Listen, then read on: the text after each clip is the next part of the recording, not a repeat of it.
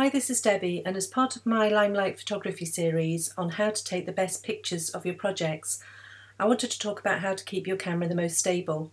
Whether you're using a digital SLR or a point and shoot or even your phone camera, when you hand hold it, there's some natural movement in your hands, and even breathing, your hands will move a little bit, and this will result in a less than sharp picture. I actually like to use a tripod. I have an inexpensive one which has a rotating head.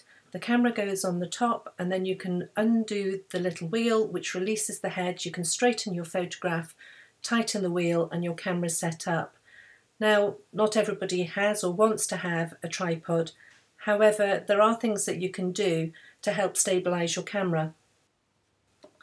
I'm setting the scene here with a card that I'd made previously on an old book so that it's all looking very nice. And then simply by placing your camera onto something like some acrylic blocks or some ink pads, you can stabilise your camera so that you're no longer holding it. And even if you're going to use your phone, you can balance your camera between something to keep it sturdy. However, when it comes time to take the shot and press the button, often that creates a little bit of movement too. And so therefore I'd like to recommend that you get to know where the timer is on your camera. This is the information panel for my camera, and you can see there circled in red is a little timer icon with a number 2. And that means that when I press the button to take a picture, I can take my hands away and the actual picture doesn't take until 2 seconds later. So again, press the button and then the camera takes the shot 2 seconds later.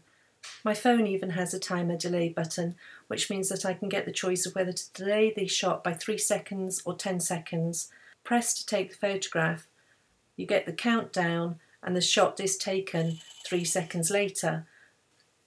Going back to this scene, I've still got the card set up on top of the book, putting my camera in place, and now when I press the button, there's a delay for 3 seconds and then the camera takes the picture, and that will give a much sharper picture than if I'd been holding the camera.